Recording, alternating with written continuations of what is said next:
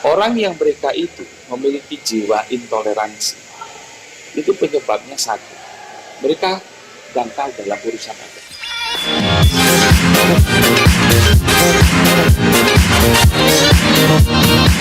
Selamat pagi teman-teman semua. Perkenalkan nama saya Kevin Chelsea dari Universitas Bintang Malang. Dan hari ini saya tidak sendirian. Saya ditemani oleh salah satu teman kami yang bernama Joel Christian Halim dari Universitas Bintang Malang. Dan hari ini kami akan mewawancarai salah satu tokoh yang bernama Gus Abu Yazid. Selamat pagi Gus. Kita yang pertama, bagaimana pandangan Gus asal muasal munculnya agama? Oke. Secara garis besar, agama itu adalah merupakan bagian dari kebutuhan setiap manusia. Sebab ketika manusia dengan segala potensi yang dimiliki, baik terutama dari psikologis, itu pasti akan mengalami yang namanya kegalauan. Manusia akan mengalami kegelisahan ketika dia menghadapi realita kehidupan. Maka itulah sebabnya manusia itu pasti membutuhkan spiritualitas. Nah, spiritualitas inilah yang menjadi aspek awal munculnya agama. Cuma agama memang harus dibedakan menjadi dua. Ketika manusia mengalami kegalauan tersebut dan untuk menemukan jawaban atas kehidupan realita kehidupan dan jawaban atas kegalauan tersebut, ada manusia mencari secara mandiri dengan dirinya sendiri. Nah, itu maka kemudian itu disebut dengan agama hardik atau agama memang yang diciptakan oleh manusia sendiri. Tapi kalau kita dalam konsep Islam itu agama itu sumbernya dari Tuhan. Seperti kita tahu bahwa dalam konsep Islam orang pertama kali yang diciptakan oleh Tuhan adalah Adam. Adam ketika sudah diciptakan sudah ingin membawa agama. Dan agama itu diberikan kepada Adam dengan sedemikian ajaran agar mereka bisa menyelesaikan berbagai persoalan yang terjadi dalam hidup, agar mereka bisa mengatasi segala kegalauan yang ada pada diri, agar bisa mengisi kekosongan spiritualitas yang ada pada diri. Seperti itu.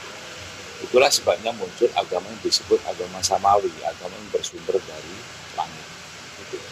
Sedangkan yang tadi saya sampaikan, manusia yang mencari sendiri tadi, itu namanya agama ardi, yakni adalah agama yang bersumber dari manusia sendiri dengan eksperimen yang mereka lakukan, sehingga mereka meyakini bahwa apa yang mereka lakukan dengan untuk memenuhi kebutuhan spiritualitas itu sebagai bagian dari agama mereka dan keyakinan mereka. Itu yang disebut dengan agama arti atau agama bumi. Lalu menurut pandangan Gus mengenai orang yang memutuskan untuk berpindah agama atau tidak percaya itu seperti apa? Jadi ada konsep sebetulnya. Kalau kita bicara agama secara universal dengan konsep di dalam Islam itu berbeda. Di dalam konsep ketika kita bicara tentang kemanusiaan, sebetulnya agama itu adalah sebuah hal yang private, sebuah hal yang sifatnya itu individual, di mana masing-masing manusia berhak menentukan keyakinannya. Tidak ada manusia yang punya hak untuk mengintervensi dari hak manusia ini di dalam beragama secara kemanusiaan. Tapi kita juga harus mengerti bahwa di dalam konsep Islam, agama itu bukan hal yang bisa dijadikan suatu hal yang main-main. Kenapa? Karena agama itu sakral. Agama itu sebenarnya dari Tuhan. Bukan sekedar kemanusiaan.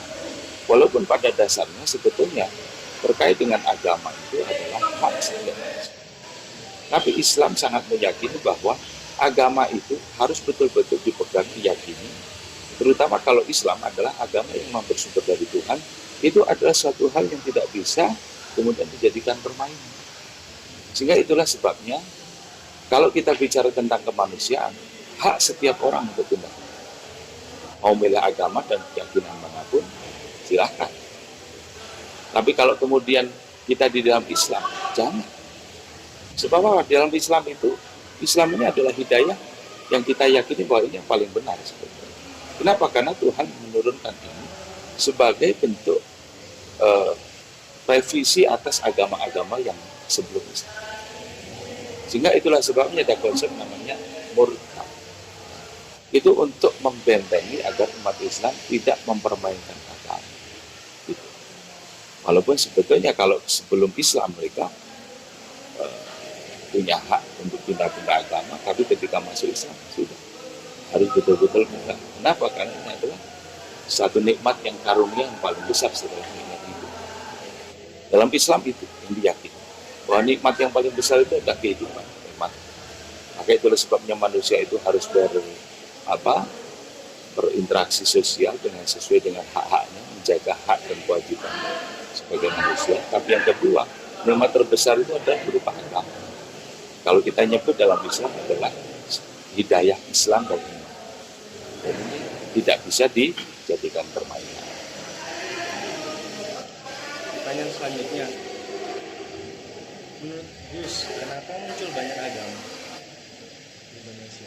Agama banyak yang tadi sebetulnya. Kalau kita merunut pada apa yang sudah saya sampaikan tadi, bahwa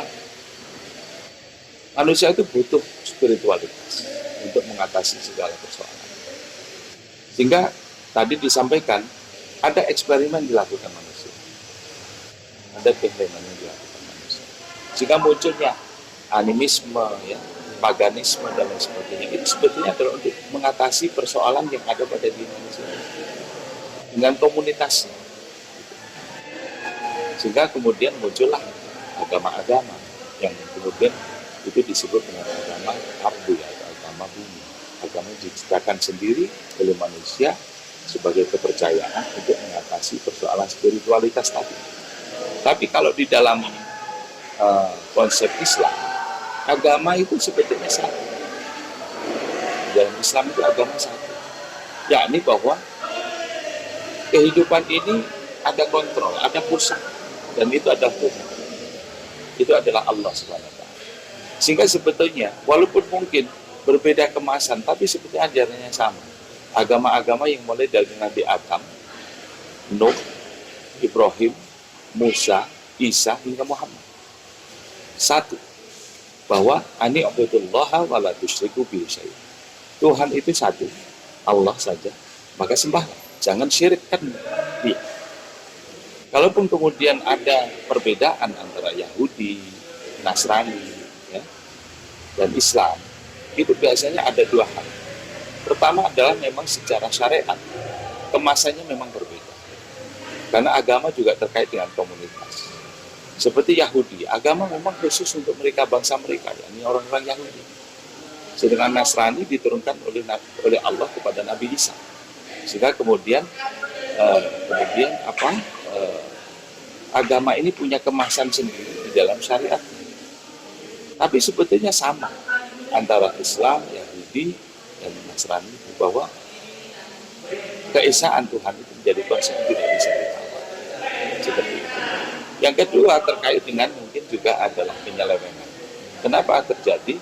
Ya karena memang kita tahu agama itu secara kesejarahan, ketika dia itu berinteraksi dengan sejarah dan zaman yang begitu lama, masih ada penyelewengan. Dan kemudian kita tahu itu akhirnya biasanya menjadi semalang dari agama. Saya contohkan seperti kalau dalam konsep Islam, seperti ketika Ibrahim itu menjadi pusat dari agama umat, ya, yang ada setelah itu. Kalau kita lihat ada kesamaan sebetulnya, bahwa Ibrahim itu menjadi nabi, menjadi sumber dari kebenaran itu yang berasal dari Tuhan. Makanya Yahudi kenal namanya Ibrahim, Abraham. Nasrani juga ngerti itu Abraham. Dengan nabi-nabi yang lain mungkin ada Daud, yang Islam nyebut Daud dengan David. Sampai juga kalau kita tahu juga Hindu itu ngerti ada Brahmana yang asalnya juga dari Ibrahim. Kenapa? Karena kita tahu juga Brahmana ini istrinya adalah Saraswati. Karena memang Ibrahim itu istrinya adalah Saroh. Kita nyebutnya Saroh. Kalau orang Yahudi Nasrani adalah Saroh. Seperti itu.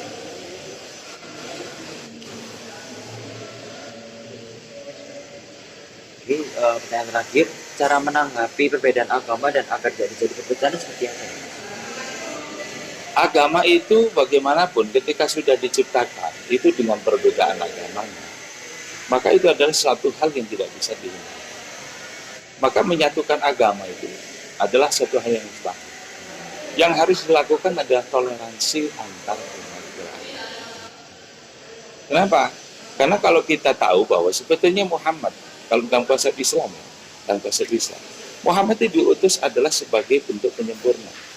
Allah menegaskan ketika Muhammad sebelum wafat itu al-yawma akmaltu lakum dinakum wa atmamtu alaikum ni'mati wa raditu lakumul Islam. Tuhan menyatakan dengan tegas di situ bahwa Islam inilah kamu saya turunkan. Ini adalah untuk menyempurnakan ajaran agama yang sebelum kalian. Yang sebelum Muhammad maksudnya. Jadi Islam ini penyempurna. Sebab memang Yahudi ada, Nasrani ada. Kalau ada penyelewengan, itu diluruskan. Seperti konsep kalau dalam Nasrani. Nasrani itu sebetulnya adalah awalnya memang adalah menyembah Allah, menyembah Tuhan yang satu.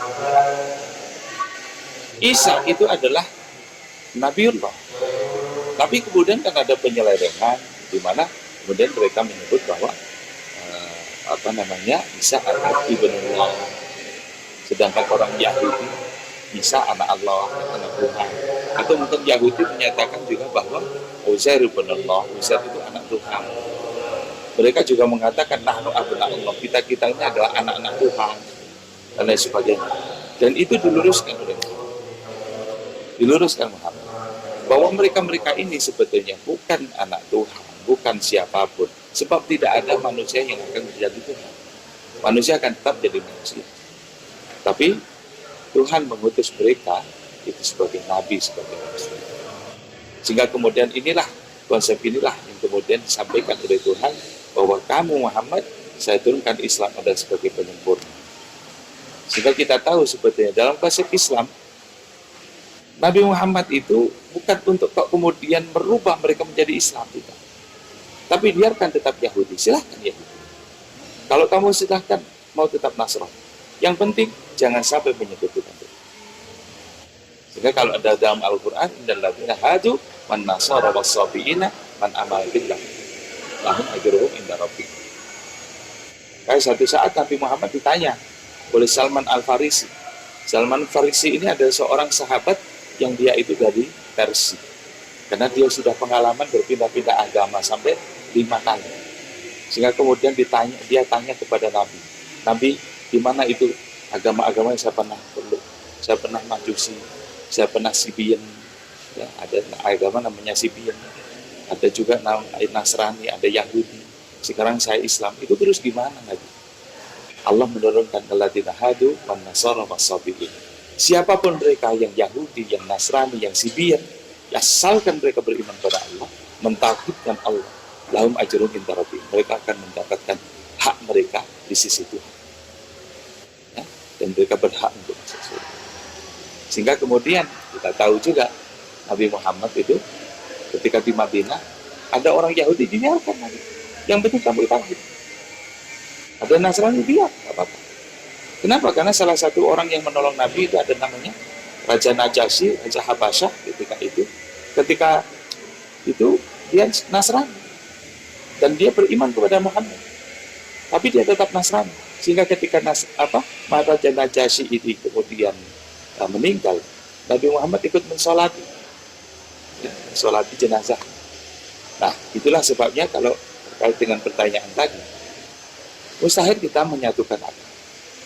Yang terjadi karena memang perbedaan agama itu adalah suatu hal yang sudah bagian dari sunatullah, sesuatu yang tidak bisa dihindari. Maka yang harus dilakukan adalah toleransi antar umat beragama. Artinya biarkan perbedaan itu, yang penting masing-masing memberikan toleransi, saling menghormati, dan itu dikonsepkan oleh Nabi Muhammad dengan ikhtilaful ummah. Bahwa perbedaan umat itu adalah merupakan bagian dari kasih sayang Tuhan kepada manusia. Pertanyaan selanjutnya nih Gus, sesuai yang akhir-akhir ini terjadi di Indonesia, itu mengapa banyak perpecahan yang mengatasnamakan agama? Nah, ini yang sebetulnya kita sayangkan. Orang yang mereka itu memiliki jiwa intoleransi, itu penyebabnya satu. Mereka dangkal dalam urusan agama. Mereka hanya tahu agama dari bungkusnya saja, tidak mengetahui hakikat dari ajaran agama itu sendiri. Terutama kalau kita bicara tentang agama Islam, ya.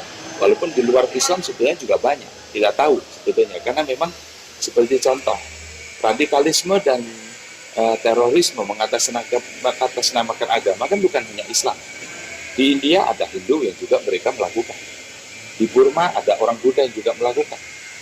Di Barat juga ada evangelis, ya, Nasrani evangelis yang juga melakukan sikap radikal dan sikap teror terhadap agama lain. Mereka tidak bisa toleran dengan agama yang lain. Itu penyebabnya ada kedangkalan di dalam memahami agama. Padahal kita tahu sebetulnya, dimanapun agama, itu intinya sebetulnya dari kemanusiaan. Spiritualitas itu ketuhanan. Tapi apakah kemudian ketuhanan itu cukup? Tidak. Dampak dari ketuhanan itu, ketika orang berspiritual, maka dia akan menjadi orang yang baik secara sosial. Dimanapun agama. Maka itulah sebabnya kita harus yakin, tidak ada satupun agama di dunia ini mengajarkan kekerasan, mengajarkan kejahatan. Semua mengajarkan tentang kebaikan. Lebih-lebih adalah Islam, karena Islam ini adalah agama samawi yang menjadi penyempurna dari semua agama. Dan di dalam Islam, Masya Allah, kita tahu sendiri, ayat-ayatnya banyak sekali. Bagaimana kita harus bertoleransi. Ketika di Mekah kemudian, kita tahu Nabi Muhammad juga menghadapi banyak agama. Di Madinah, Nabi Muhammad juga menghadapi banyak agama. Maka Allah menurunkan, lakum dinukum waliyadin. Sudah Muhammad, ketika kamu sudah menjadi Islam, ya sudah, pegangi itu. Tapi jangan kemudian kalian itu intoleran di mana agama lain. Lakum dinukum waliyadin. Bagiku adalah agamaku, bagi kalian adalah agama kalian. Apakah kemudian, satu contoh lagi, ketika kemudian mereka itu menjadikan agama mereka sebagai agama misi. Agama misi adalah agama dakwah untuk disebarkan kepada orang lain. Apakah dengan cara kekerasan atau dengan cara pemaksaan? Tidak. Islam sendiri punya konsep. La ikroha fiddin. Tidak ada paksaan di dalam agama. Itu Al-Quran sudah menegaskan. Maka kalau ada orang yang maksa-maksa dalam agama, itu berarti dia masih dangkal dalam urusan agama. Dan ini yang kita sayangkan. Dan kita tahu siapa mereka-mereka ini adalah mereka yang mereka itu belajar agama biasanya instan. Dari sosial media, dari katanya. Yang mereka itu belajar juga dari ustadz-ustadz. Yang ustadz-ustadz ini juga tidak pernah belajar di pondok pesantren, tidak pernah mengenal kiai, ya, tidak pernah mengenal para ulama yang mereka betul-betul tahu tentang ajaran Islam. Itulah sebabnya akhirnya muncul radikalisme di dalam agama. Dalam Islam juga seperti ISIS, Al-Qaeda, Taliban. Kalau di Indonesia seperti Jamaah Mujahidin, JAT, Jamaah Ansarut Tauhid, JAD, Jamaah Ansarut Daulah, dan lain sebagainya. Itu mereka adalah orang-orang yang sebetulnya tidak memahami Islam secara baik. Tidak memahami Islam dari segi keilmuan. Tapi mereka hanya secara emosional. Dianggapnya bahwa ini agama. Dianggap sudah benar. Sehingga mereka karena merasa dirinya benar, mereka intoleran dengan yang di luar yang dengan mereka. Sehingga jangankan orang yang non-muslim, orang yang sesama Islam sendiri, yang tidak sama dengan mereka, itu juga dimusuhi. Itu yang terjadi. Pertanyaan selanjutnya nih, solusi untuk menangani masalah pada era ini. Solusi untuk menangani masalah pada saat ini, yang kayak tadi yang terjadi di Indonesia itu. sebetulnya ketika kita tahu, ya, konsep negara kita itu sebetulnya sudah baik, sudah mapan. Makanya kalau saya sebagai orang Nahdlatul Ulama, ya, Nahdlatul Ulama itu sudah punya keyakinan bahwa NKRI sudah final, sudah harga mati. Pancasila itu sudah final. Kenapa? Karena memang ketika kita berkonsep di dalam sebuah negara, karena kita tahu sekarang kan nation state eranya, tidak ada lagi negara yang kemudian mereka bisa menyatukan dengan negara yang lain. Tidak bisa. Ini konsepnya adalah nation state. Maka Indonesia ketika kemudian menjadi nation state, negara bangsa, maka harus memiliki konsep agar kemudian perbedaan itu bisa menjadi hal yang punya aura positif, memiliki dampak yang baik, yang tidak menimbulkan hal yang negatif. Salah satunya adalah bagaimana membangun sebuah konsep negara agar kemudian negara bangsa ini melindungi setiap hak manusia dan juga hak mereka di dalam beragama. Dan itulah sebabnya ketika kita tahu dalam sejarah, para pendiri bangsa yang ini ada kolaborasi dari para pendiri bangsa, tokoh-tokoh bangsa dengan tokoh agama, terutama Nahdlatul Ulama. Kita tahu, ya, Pak Karno dengan Kiai Wahab Hasbullah, dengan Mbah Hasyim Asy'ari, Kiai Haji Abdul Hasyim Asy'ari, dan para kiai-kiai yang lain termasuk dari Muhammadiyah, itu membuat satu konsep agar negara ini nyaman bagi siapapun mereka, berbeda agama, berbeda bangsa, dan berbeda apapun. Dan itu dikonsepkan dengan Negara Kesatuan Republik Indonesia, di mana Pancasila itu adalah menjadi konstitusi. Secara keislaman, kalau kita bicara NKRI, apakah tidak Islam? Oh, sangat Islam sekali. Sangat Islami sekali. NKRI, kalau dalam konsep Nahdlatul Ulama, ini adalah harga mati, karena memang kita itu tidak bisa tidak membangun negara ini dengan nasionalisme agar kemudian nyaman bagi siapapun. Karena Islam diturunkan adalah sebagai salam. Islam itu artinya aslama yuslimul Islam. Itu adalah pendamai. Sehingga kemudian Islam itu akan menjadi agama yang mendamaikan jika kemudian setiap warga negara yang ada di dalamnya itu mau memberi toleransinya kepada yang lain. Dan itu kekuatannya adalah Pancasila. Pancasila itu jangan dianggap tidak Islami. Karena semua sila yang ada di dalam Pancasila itu semuanya adalah unsur-unsur ajaran dari Islam. Walaupun tidak secara label. Kenapa? Karena negara kita bukan negara Islam. Negara kita adalah negara bangsa.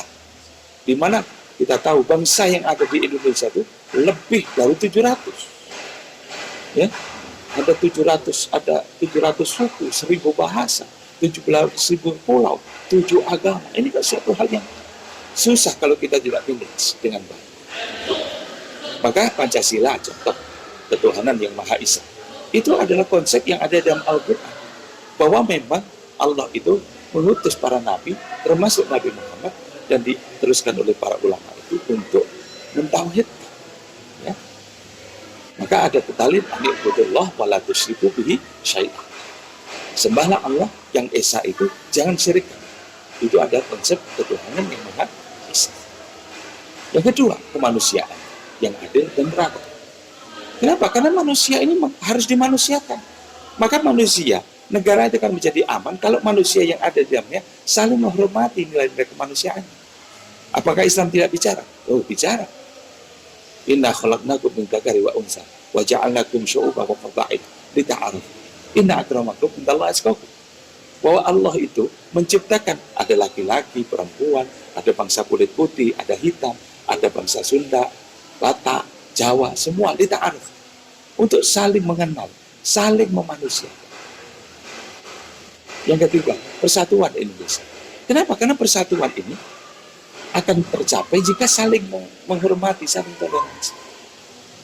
Dan ini, walaupun tadi saya sampaikan bahwa Islam itu mustahil untuk menyatukan seluruh agama. Tapi makanya bagaimana mereka bisa bersatu, biarkan mereka berbeda tapi toleransi. Maka sampaikan semua perbedaan. Maka Allah juga dawuh, wa'tasimu bihablillahi jami'an wa la tafarraqu. Berpeganglah pada tali. Tali itu agama. Walaupun mereka mungkin beda agama, tidak masalah. Pegangi saja ajaran itu. Yang penting kalian wa la tafarraqu. Jangan berpecah. Yang keempat, rakyatan yang dipimpin oleh bahwa bagaimana kita akan menjadi baik itu harus ada konsep rakyat dan pemimpin. Rakyat harus patuh kepada pemimpin. Dan itu konsep Islam. Kenapa? Karena kita tahu dalam Islam itu ada makmum dan imam. Dalam sholat contohnya, ketika ada makmum, itu kok tidak manut dengan imamnya. mendahului imamnya atau ngareni imamnya, itu tidak sah sholat. Itu konsep dalam ibadah, apalagi konsep dalam sosial. Jika ada masyarakat yang mereka itu berontak kepada pemimpin, maka apa yang terjadi? Disharmoni, kekacauan. Itu yang terjadi. Maka pemimpin harus bijaksana, harus hikmah, bijaksana. Kebijaksanaan dalam bermusyawarah. Dan itulah yang kemudian ditegaskan oleh Islam, bahwa seorang pemimpin harus bijaksana. Uda'u ila sabili rabbika bil hikmah. Hikmah itu kebijaksanaan. Dan terakhir adalah bagaimana mereka itu bisa damai, tentu adalah keadilan sosial bagi seluruh rakyat Indonesia. Konsep keadilan konsep prinsip dalam Islam. Maka Allah dawuh, ya adilu wa aqrabu littaqwa. Berbuatlah adil kalian. Karena itu adalah bagian dari ketakwaan. Jika kalian meninggalkan ketakwaan dan tidak berbuat adil, niscaya kehancuran yang terjadi. Nah, itulah sebabnya saya tegaskan kembali bahwa bagaimana mengatasi persoalan itu adalah itu sudah. Kalau dalam berbangsa kita kembali saja bahwa NKRI harga mati, Pancasila ada konstitusi kita, maka pasti semua akan sepakat. Perbedaan apapun agama, kalau Pancasila kita sepakati, dan persoalannya ya tadi saya sampaikan, ada orang tidak setuju dengan NKRI, ingin mendirikan khilafah, Perda misal, tidak setuju dengan Pancasila, ingin mendirikan negara Indonesia bersyariah. Ini menjadi kacau sebenarnya. Ini menjadi kacau. Maka caranya, kalau kita berbangsa sudah, nggak usah kita bicara macam-macam, bicara saja NKRI dan Pancasila. Urusan nanti di dalam Islam seperti kita para agama, kita baru bicara tentang apa? Tentang konsep agama yang baik. Kita sosialisasikan tentang agama itu di dalam masyarakat kita. Karena kita mungkin tak mungkin akan mendakwai orang di luar Islam. Seperti itu. Berarti semua yang tadi solusinya itu kembali lagi pada diri sendiri ya. Mungkin dengan sikap toleransi mereka. Toleransi walaupun mungkin sebetulnya adalah terkait dengan dunia sendiri. Tapi kita harus ngerti bahwa kita tidak hidup sendiri. Kita tidak bisa hidup sendiri. Kita hidup bermasyarakat. Kita hidup berbangsa. Maka kalau ada orang yang tidak mau bertoleransi seperti itu, maka yang harus dilakukan apa? Ya kita paksa mereka untuk sepakat dengan Pancasila, sepakat dengan NKRI. Seperti itu. Agar mereka bisa ikut serta dalam kehidupan berbangsa, bernegara, bersosial. Otomatis dia akan ikut bertoleransi juga. Seperti itu. Pertanyaan yang terakhir nih Gus, sebagai bagian dari NU, bagaimana pandangan atau pendapat mengenal Tuhan? Apa yang saya sampaikan tadi sebetulnya adalah konsep NU ya, konsep kita, karena Islam juga banyak aliran Islamnya, walaupun sama sebetulnya, tapi konsep tentang bersosial, beragama itu yang mungkin membedakan. Maka yang saya sampaikan sebetulnya ada semua konsep tentang NU, yang konsep ini adalah konsep Nahdlatul Ulama. Nah, kalau terkait dengan perbedaan agama, tadi sudah saya sampaikan, konsep sebetulnya bukan Nahdlatul Ulama sebetulnya, konsep Islam sebetulnya. Bahwa memang keyakinan itu adalah, ada satu cerita bahwa Nabi Muhammad itu ketika kemudian beliau itu berdakwah di Mekah, itu kan yang melindungi pamannya, namanya Abu Thalib. Abu Thalib itu paman beliau, tapi beliau tetap tidak mau masuk Islam. Dia ngomong kepada Muhammad, Muhammad, apapun yang kamu lakukan, aku pasti akan meridhoi. Ketika kamu melakukan apapun tindakan, aku yang akan meridhoi dan aku yang akan melindungi. Kenapa? Kamu keponakan saya. Aku siap melindungi dari orang-orang yang ingin mencelakai kamu. Itu yang dilakukan Abu Thalib. Tapi apa yang terjadi? Abu Thalib itu sampai meninggal dunia belum Islam. Dia masih tetap agamis. Padahal saya sampaikan di awal bahwa Islam itu kan agama yang memang ya kita tahu ya, Islam ini agama samawi yang penyempurna. Sehingga kalau kemudian Islam menerapkan bahwa konsep orang jangan sampai keluar Islam, itu harga mati sebetulnya. Maka Nabi Muhammad itu sangat luar biasa gelisah dan sangat gelisah dan juga sedih beliau itu ketika kemudian melihat pamannya belum masuk Islam. Ayolah man, masuk Islam. Ayo masuk Islam. Tapi ternyata apa yang dilakukan oleh pamannya? Dia nggak mau masuk Islam. Sudah, ini urusan saya. Ini hak saya. Saya tetap agamis seperti ini, menyembah berhala. Biarkan. Yang penting kamu selamat. Dan apa yang terjadi ketika beliau mati? Abu Thalib meninggal. Nabi Muhammad sedih. Ya Allah, kenapa kau tega? Gak mungkin Islam itu akan tersebar di seluruh dunia kalau tanpa paman saya. Gak mungkin Islam itu akan bisa dipeluk oleh orang yang di seluruh dunia tanpa adanya Abu Thalib yang melindungi saya. So, seandainya tanpa Abu Thalib, mungkin saya sudah mati. Tapi Tuhan mengingatkan kepada Muhammad, jangan ngomong begitu. Innaka lan tahdi man ahbabta walakin Allah yahdi man yasha. Tuhan menyatakan demikian. Kamu Muhammad tidak akan pernah bisa mengislamkan seseorang. Kamu tidak akan pernah mampu memberi hidayah seseorang. Sebab hakikatnya memberi hak hidayah, mengislamkan seseorang itu adalah otoritasku, kata Tuhan. Itu otoritasku.